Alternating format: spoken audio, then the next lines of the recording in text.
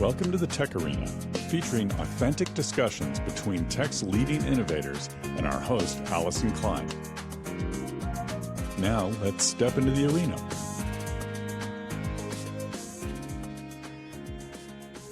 Welcome to the TechArena. My name's Allyson Klein, and today I am delighted to have Kumaran Siva, Corporate Vice President of Strategic Business Development at AMD, with us. Welcome to the show, Kumaran. How are you? Hey, thank you for having me. So, Kumaran, that's a big title, but why don't you just describe a little bit about what you do at AMD and how it relates to the topic today? Yeah, so I work first off in the server business unit.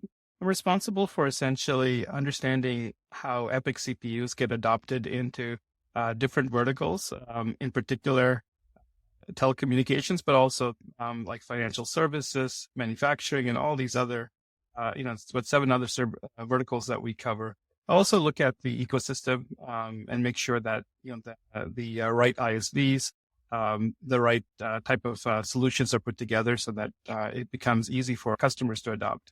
And then we also focus on working with some of the largest customers in each vertical, right? So in the case of telecommunications, we talk directly a lot with the end carriers to make sure that they're able to understand our value and also understand how we're addressing their particular needs. You know, we're coming up against Mobile World Congress, which is one of my favorite shows of the year because it really shows what the industry is doing to deliver on the promise of 5G. And I guess my next question for you is, with that ongoing rollout of 5G, how do you envision the technology playing a crucial role in meeting the demands of next generation networks? Yeah, it's a good question. First off, AMD is just probably the best server CPU out there today. Like in a mainstream CPU in terms of fantastic compatibility with x86. AMD really created the modern 64-bit x86 instruction set, so the compatibility is just there. And then the density and the performance is just unmatched in the industry today. From a 5G standpoint, we think of things like packet core, NFV, those workloads that are both throughput demanding and then sometimes, single thread, single core demanding. They run extremely well on our CPUs. Part of, I think, what AMD is bringing to the table is helping realize some of the vision of having commodity servers in a rollout. And 5G it's just the catalyst to really start accelerating both our adoption and also, frankly, the movement towards this bigger vision for the industry. You mentioned that you work with comm service providers and the carriers on, what they require. Could you share some insights from those conversations on how AMD is addressing the unique challenges that they're faced in terms of performance, scalability, even energy efficiency?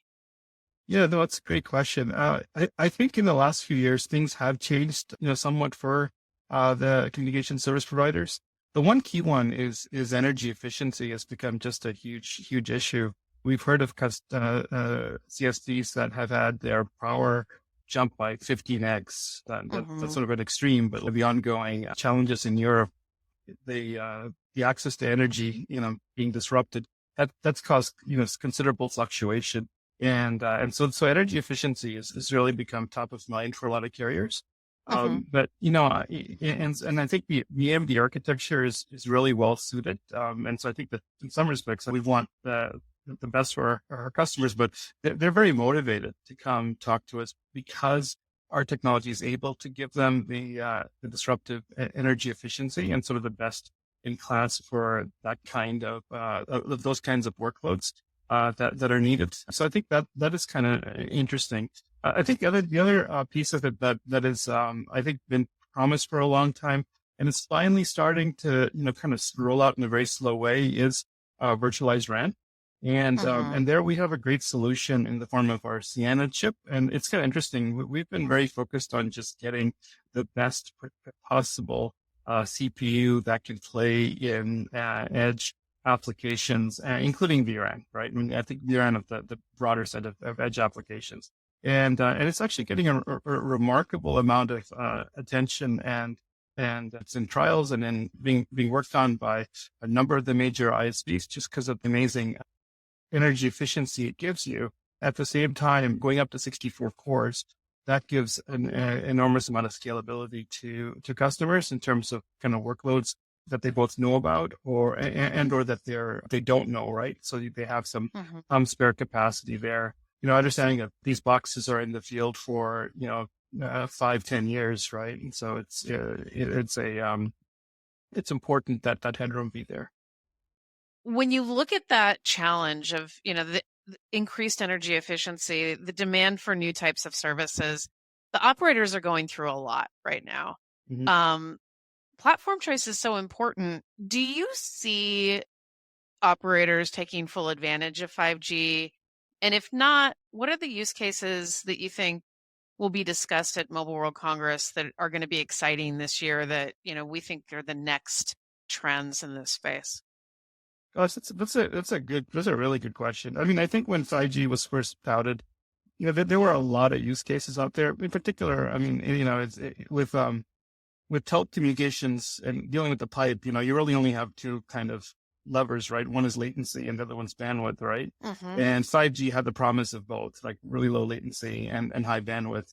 I'd say it's actually succeeded in the bandwidth side of things. And it's not unusual to see people streaming, I don't know, like a Netflix video coming off a plane. Like the connectivity is good. The bandwidth is great. And as the networks roll out, you get a lot of that goodness. I think fundamentally the thing that may be still out there is really what can you do with latency, right? Like if you can cut the latency down, what kind of applications are truly out there and what is there to be had?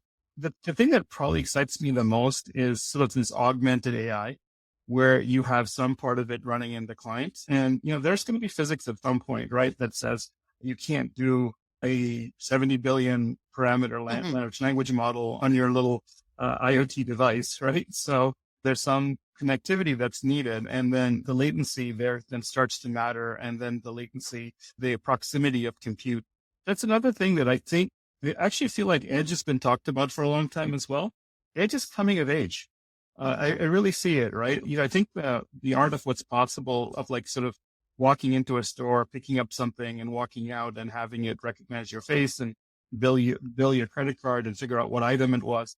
Like that's starting, it's going from science fiction to reality, right? You guys have heard, I guess, the Amazon Go concept, but I think that's going to be the way of the future for a lot of things. And it's hard to anticipate, but the value proposition that 5G had of super high bandwidth and latency really comes into its own, because you can start to see how that kind of idea will start to scale. So that's going to be pretty exciting.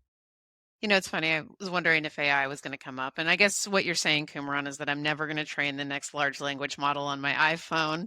But,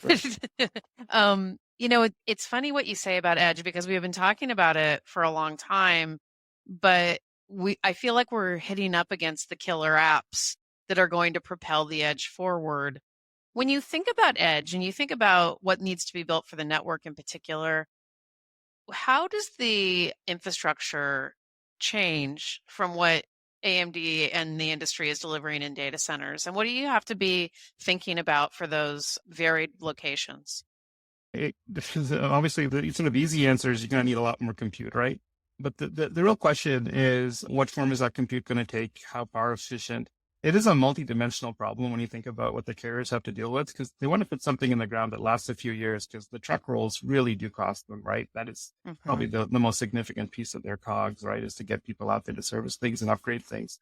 So you need something that can sit in the ground for a while, but can be flexible and can kind of grow to users' demands. So that's a hard thing to do, right? And I think that's where the challenges are going to come in. I do think at some point the CPUs with they're able to do AI well, as AMD ones are, definitely have a value in those edge type deployments that augment what's out there in the ground or in the IoT field. And I'm thinking more than just mobile phones. I think mobile phones actually are probably on a reasonable trajectory. I think about all the other devices that folks, there are a lot of IoT devices. Like you can seem to get connected at anything these days. Like you've got a new dishwasher and it sends a notification once it's done. And not that that's terribly useful, to be honest with you, but you can see how things would get are going to get smarter and smarter and more pervasive. I don't know if that really answered your question, but no, I think you did. I think you did. And I think that when you're talking, one of the things that I was thinking about is the importance of working together to deliver this. And I was recently talking to a tower company that's working on 5G implementation over national borders and the complexity of those types of solutions. And it makes me think that the CPU provider has such a foundational role to play in ecosystem collaboration. How do you approach that at AMD? And how do you see the industry working together on these compelling solutions across core to edge networks? So one thing with AMD, and again, just the bigger picture for us, we re-entered the server business, give or take 5 years ago, 6 years ago now. And, we built a good business. It's now up to over 30%, I think, with the latest Mercury, right? 31% market share of all server CPUs. That's across the board. We've done that largely through building partnerships. I mean, that has been the core kind of AMD's DNA, right? More than I'd say any other company that I personally work for.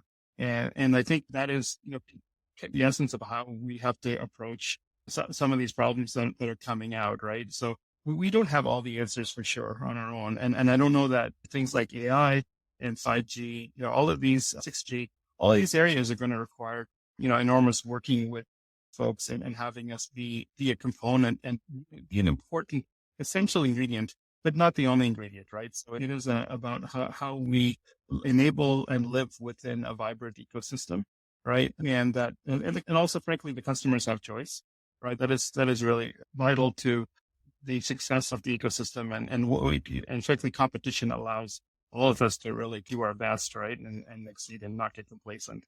And I think that's some of the things that we brought to bear here. We're just moments away from flying off to Barcelona to actually engage the ecosystem at MWC. What are you most excited about for this year's show? What do you think you're going to be hearing from the carriers? What do you think you're going to be hearing from different providers? From that point of view, we're particularly excited about the progress that AMD CPUs frankly have made in that area. So that's one thing that I'm super looking forward to. The broader picture, I'd love to understand the intersection of AI with the telcos. So there has been the large language models, as they apply to how a telco operator can be on something like call center.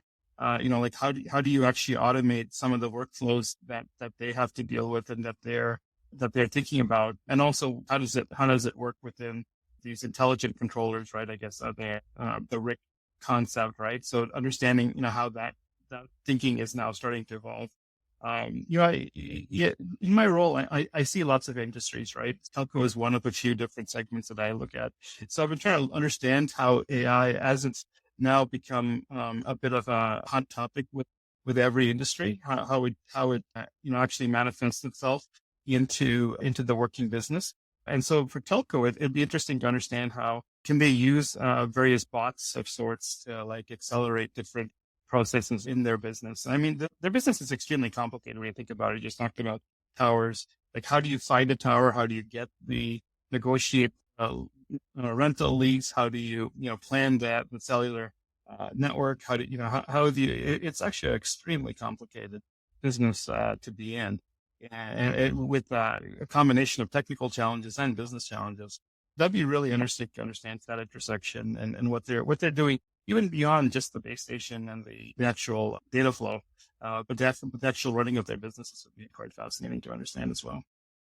I think you hit a bunch of hot buttons for me too, and I'm really looking forward to the conference. I'm looking forward to visiting AMD's booth at Mobile World Congress and checking out what you're showing as well. Kumaran, one final question for you. We talked about EPYC, we talked about your partnerships, we talked about a lot of technology today. Where can folks find out more about what you're doing in the communications arena and learn more about potential trials of processors and solutions? Yeah, sure. I mean, if they are at Mobile World Congress, we do have a pretty nice booth. We'll have a bunch of really interesting demos out there, showcasing packet core, best in class packet core performance with some of the industry leaders, as well as vRAN solutions. So it'll be MWC will be a great place to connect. Obviously, our website is a good place to go check us out. We do have material on telecommunications and the benchmarks and some of the products in particular for the Siena CPU. We've done quite a bit of work on kind of showcasing some of these edge use cases that we've just talked about. Fantastic. Well, thank you so much for being on the show today. Right. Thank you. Thanks for joining the TechArena. Subscribe and engage at our website, thetecharena.net. All content is copyright by the TechArena.